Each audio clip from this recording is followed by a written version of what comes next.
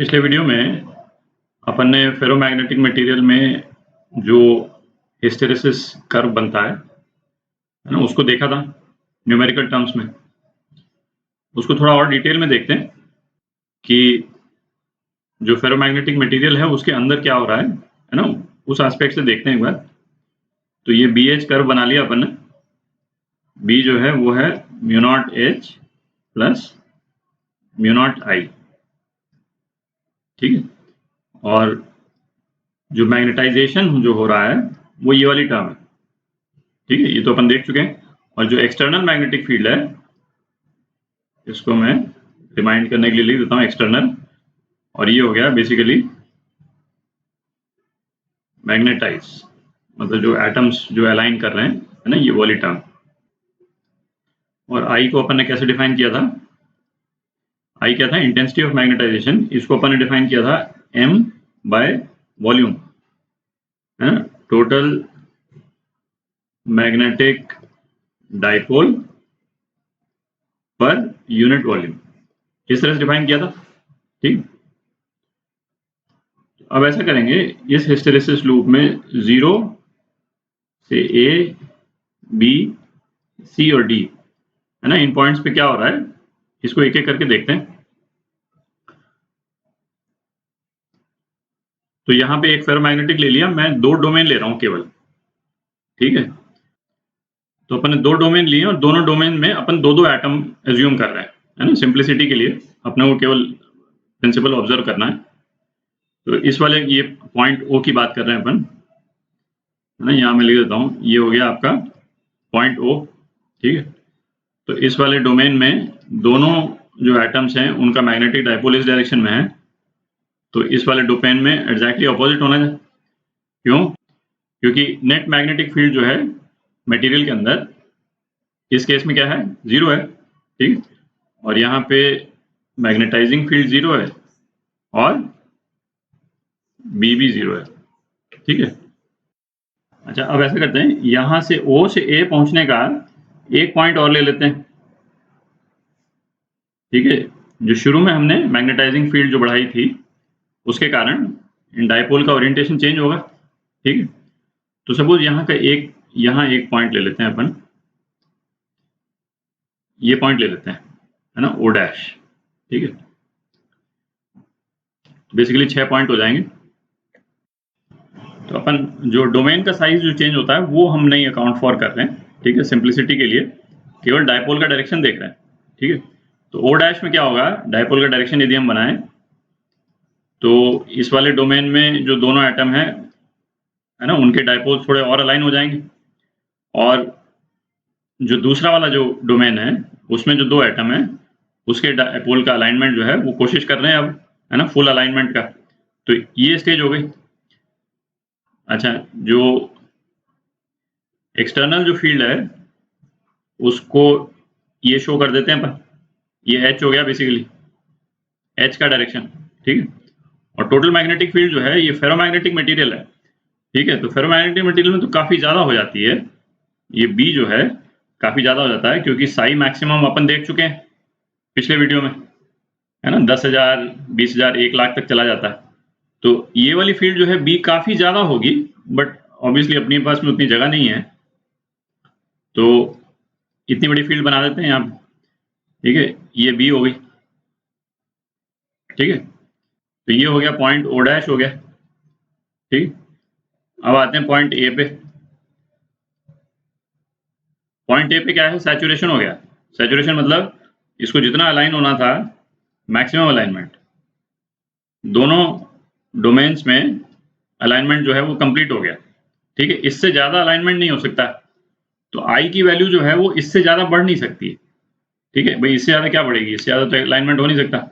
Thermal vibration के कारण जितना ये वाइब्रेट कर लें, बट ये मैक्सिमम अलाइनमेंट है ना, जितना थर्मल वाइब्रेशन अलाउ कर दे उसको, गिवन दैट ये मैक्सिमम अलाइनमेंट है, ठीक है। तो ये स्टेज आ गई।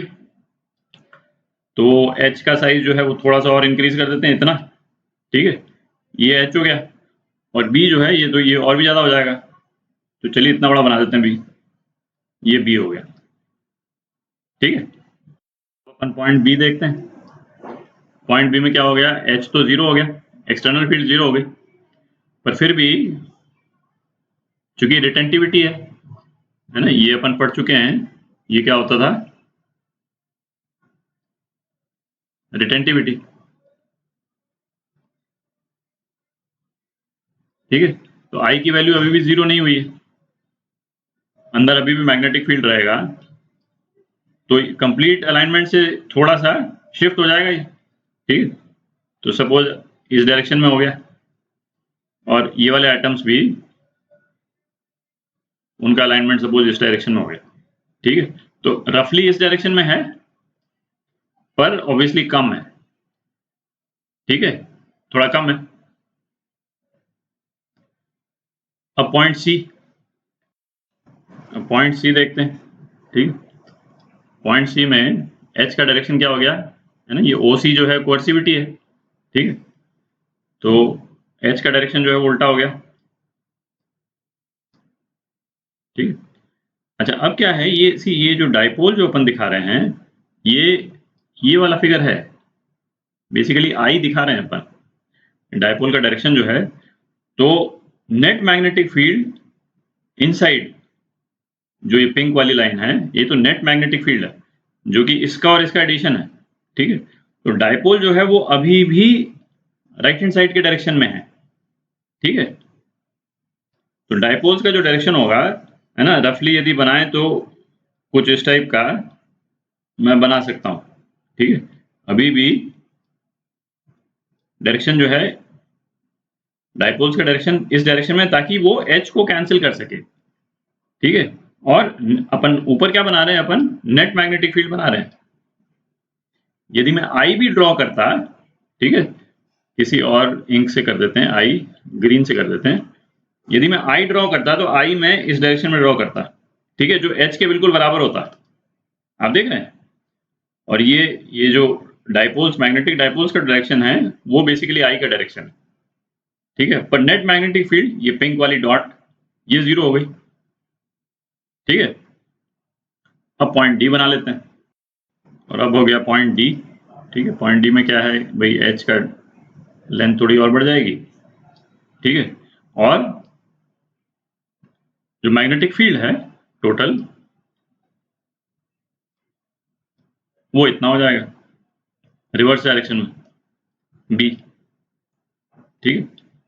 तो और ये मैक्सिमम अलाइनमेंट है, क्योंकि पॉइंट डी जो है वो सैचुरेशन वाला पॉइंट है, ये मैक्सिमम अलाइनमेंट, ठीक।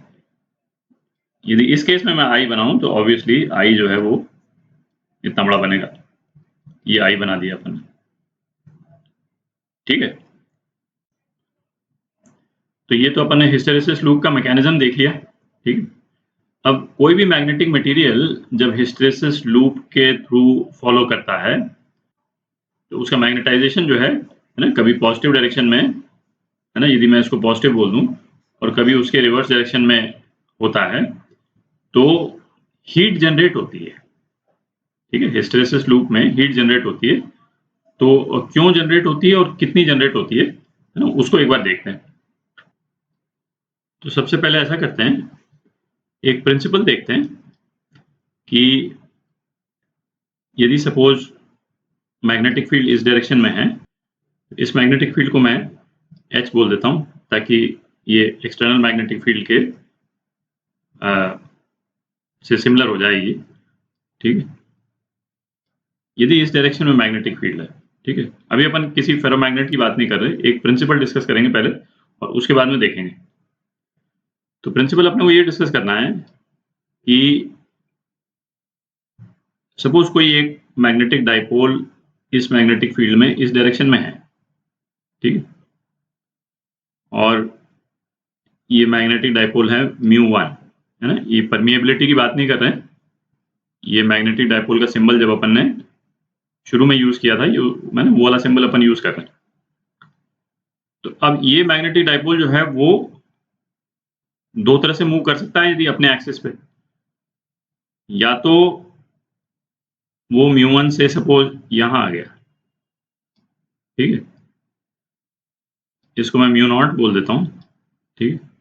μ0 से सपोज μ1 वाली पोजीशन पे आ गया, वेक्टर है, ठीक है। और दूसरे केस में μ0 से सपोज वो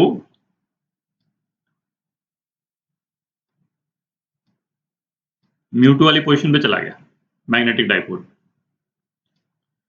तो जब यहां से μ0 से μ1 जा रहा है, μ0 से μ1 जा रहा है, तो इसकी पोटेंशियल एनर्जी जो है वो डिक्रीज हो रही है। ये तो क्लियर है, क्योंकि पोटेंशियल एनर्जी क्या होती थी, माइनस म्यू डॉट बी, ठीक है। और मिनिमम पोटेंशियल एनर्जी कहाँ होती थी, जब दोनों कंप्लीटली अलाइंड होते थे। तो पीई मिनिमम क्या होता था, माइनस म्यू बी होता था, ठीक है। तो यहां से यहां यदि डायपोल रोटेट करता है तो पोटेंशियल एनर्जी कम हो रही है। इसका क्या मतलब हो गया, एनर्जी रिलीज हो रही है, ठीक है। इसका मतलब क्या हो गया, हीट जनरेट हो रही है, ठीक है। भाई एनर्जी रिलीज हो रही है तो कहीं ना कहीं तो यूज होगी, और यदि आप उसको कहीं प्रोडक्टिवली यूज नहीं कर पा रहे हैं, ठीक है, तो हीट के फॉर्म में वो जनरेट हो जाएगी, ठीक है। जो भी मटेरियल है उसका वाइब्रेशन वगैरह इंक्रीज करेगा, है ना, हीट के फॉर्म में जनरेट होगा, ठीक है। μ0 से यदि μ2 जाता है ना, ये प्रिंसिपल जरूरी है ध्यान में रखने के लिए, क्योंकि अपन जो भाई प्रूफ करेंगे हिस्टेरेसिस लूप में जो हीट एनर्जी प्रोड्यूस, उसमें है ना ये चीज क्लियर होना दिमाग में जरूरी है। तो μ0 से μ2 में क्या हो रहा है, पोटेंशियल एनर्जी इंक्रीज कर रही है इसकी, ठीक है। तो इसका मतलब पोटेंशियल एनर्जी इंक्रीज कराने के लिए हमको तो वर्क करना पड़ेगा ना, ठीक है। तो एनर्जी रिलीज नहीं हो रही, इसमें एनर्जी एब्जॉर्ब हो रही है। एनर्जी एब्जॉर्ब हो रही है मतलब या तो सराउंडिंग से एनर्जी ले लेगा, ठीक है, सराउंडिंग की हीट एनर्जी को यूज करके डाइपोल जो है वो यहां से यहां चला जाएगा, ठीक है। हीट एनर्जी का मतलब हो गया कि कोई है ना एटम या मॉलिक्यूल आकर के यहाँ पे टकराएगा और ये यहां से यहां चला जाएगा, ठीक है। वो हीट एनर्जी एब्जॉर्ब हो गई, तो एनर्जी एब्जॉर्ब हो गई, और एनर्जी एब्जॉर्ब हो गई का मतलब हीट एब्जॉर्ब हुई, है ना, ये क्लियर है, ठीक है। तो इस प्रिंसिपल को दिमाग में रखें, और अब अपन हिस्टेरेसिस लूप में हीट एनर्जी कितनी प्रोड्यूस हो रही है उसको देखते हैं। अच्छा, तो प्रिंसिपल तो क्लियर हो गया। अब देखते हैं हिस्टेरेसिस लूप में किस पोर्शन में हीट रिलीज हो रही है और किस पोर्शन में हीट एब्जॉर्ब होती है। तो इसके कुछ पॉइंट्स अपन फिक्स कर देते हैं, है ना। इसको 0 बोल देते हैं, ये 1 हो गया, ये 2, इसको 3 बोल देते हैं, और इसको 4 बोल देते हैं, ठीक है। अच्छा, ये वाला जो पॉइंट है जो इस 2 के परपेंडिकुलर पड़ रहा है, इसको A बोल देते हैं, और इसी टाइप से जो यहाँ पे ये पॉइंट है, इस पॉइंट को B बोल देते हैं, ठीक है। अच्छा, अब सपोज हम मटेरियल को लेकर के जाते हैं पॉइंट 1 से पॉइंट 2 लेकर के जा रहे हैं, तो मैग्नेटिक डाइपोल्स का ओरिएंटेशन क्या हो रहा है, मैग्नेटिक डाइपोल्स का ओरिएंटेशन जो है वो μ0 से μ1 हो रहा है। मैग्नेटिक फील्ड के डायरेक्शन में डाइपोल्स जो है अलाइन कर रहे हैं जब 1 से 2 जाता है मटेरियल, ठीक है। तो जैसे 1 से 2 हम लेकर के जा रहे हैं, तो बेसिकली ये वाला जो पोर्शन है ये क्या हो गया, μ0 से μ1। इस वाले डायग्राम में μ0 से μ1 के इक्विवेलेंट है, ठीक है। और μ0 से μ1 में क्या था, हीट रिलीज, ठीक है। तो μ0 से μ1 वाले पोर्शन में हीट रिलीज हो रहा है, ठीक है। अब यदि हम इसको मटेरियल को लेकर के जाते हैं 2 से 3 लेकर के जाते हैं, ठीक है। 2 से 3 में जो डाइपोल्स का ओरिएंटेशन है वो क्या हो रहा है, बेसिकली 2 में तो सारे डाइपोल्स एक ही डायरेक्शन में थे, मैग्नेटिक डाइपोल्स, ठीक।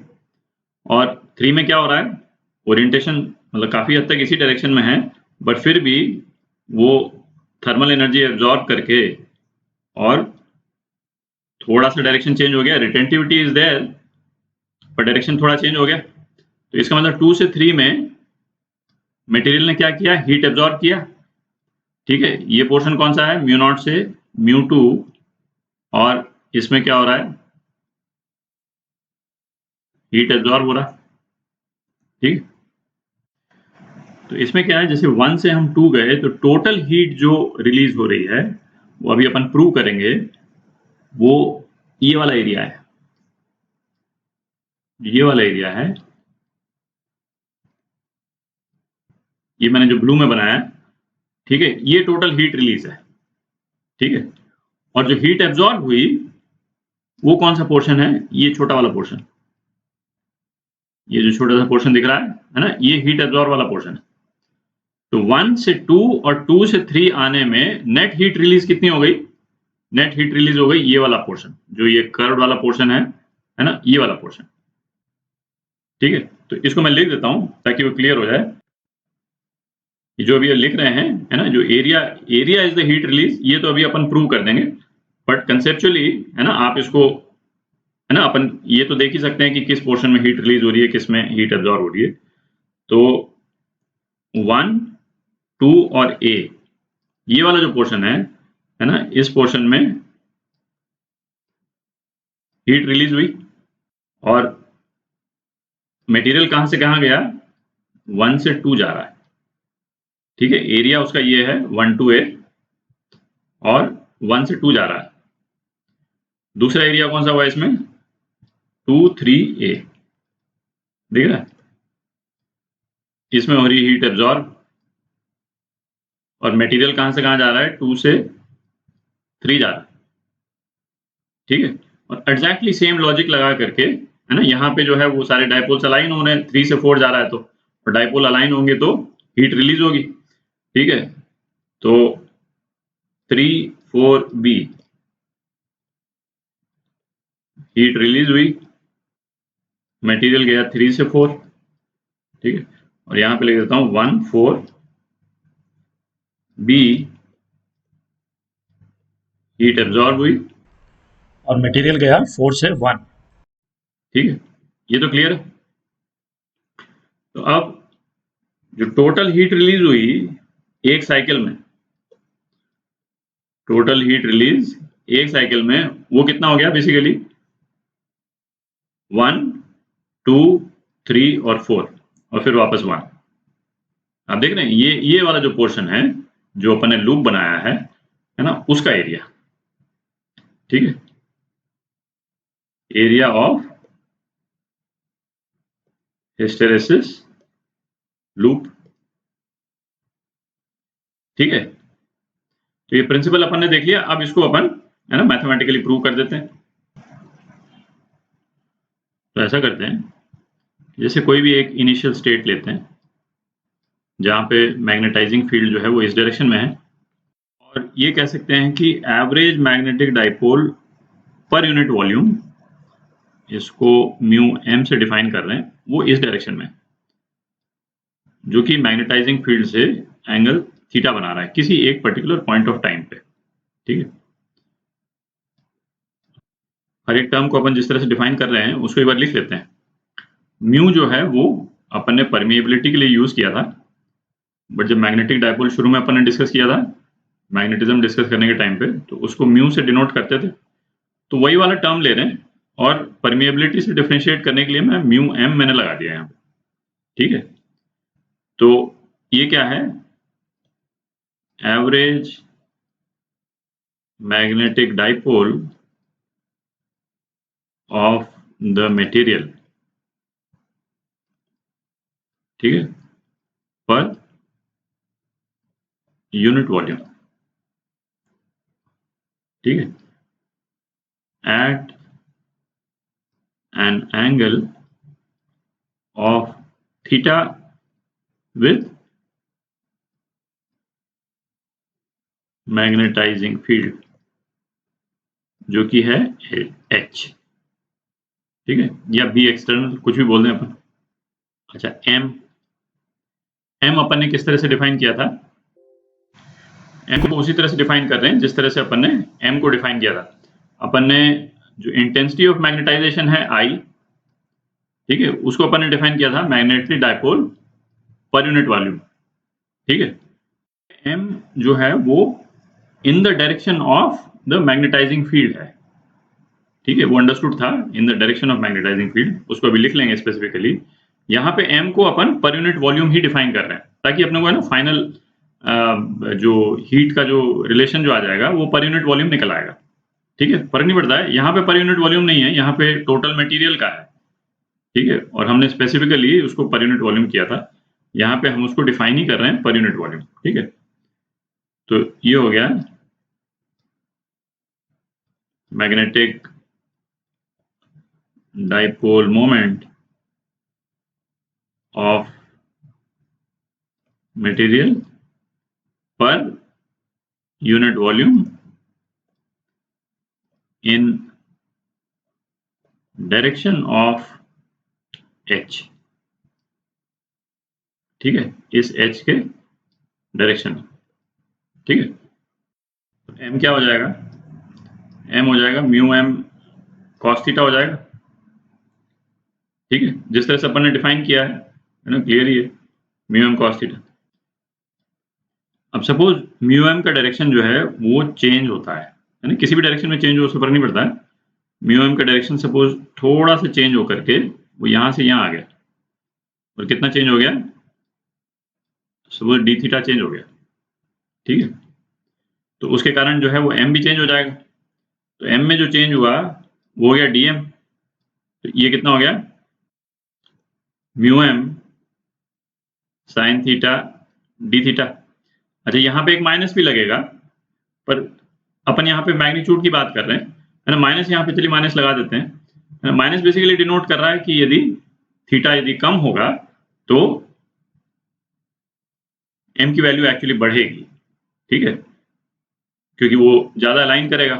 ठीक है, बेसिकली ये डिनोट कर रहा है, बट अपन इसके बाद से ये नेगेटिव को नहीं अपन लेंगे, क्योंकि अपन केवल मैग्नीट्यूड की बात कर रहे हैं। ठीक है, अच्छा, ये जो एवरेज मैग्नेटिक डाइपोल जो है, इसको हमने मैग्नेटिक फील्ड में रखा तो इस पे टॉर्क लगेगा। ठीक है, तो ये टॉर्क जो है पर वॉल्यूम ऑफ मैग्नेटिक डाइपोल, ये कितना लग जाएगा, mu M cross external magnetic field.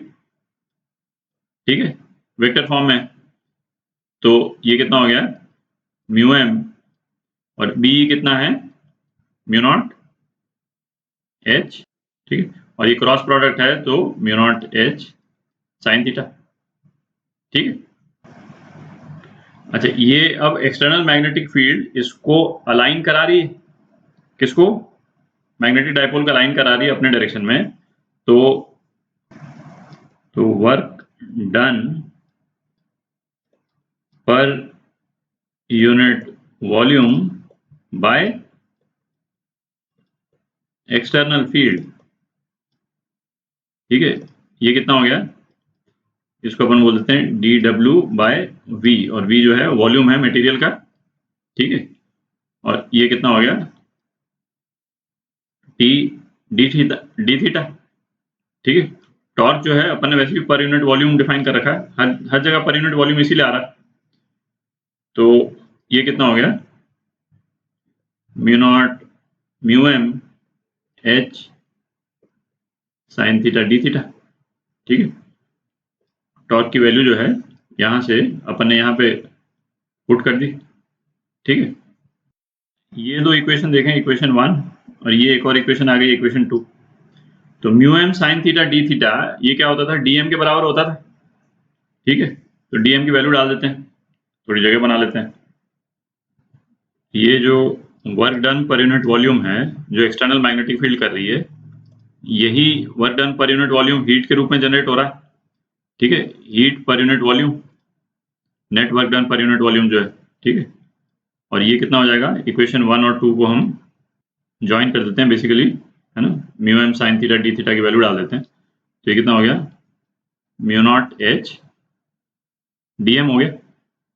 ठीक है, अच्छा, टोटल मैग्नेटिक फील्ड मटेरियल में, ये इस बी फिगर की बात कर रहे हैं, ये क्या होता था, mu naught H plus mu naught I. ठीक है, अच्छा, ये म्यू नॉट, ये जो वर्ड आई है, ये तो वैसे ही magnetic dipole moment per unit volume के टर्म्स में डिफाइंड है, और यहाँ पे m जो है वो हमने इसी तरह से डिफाइन ही किया है।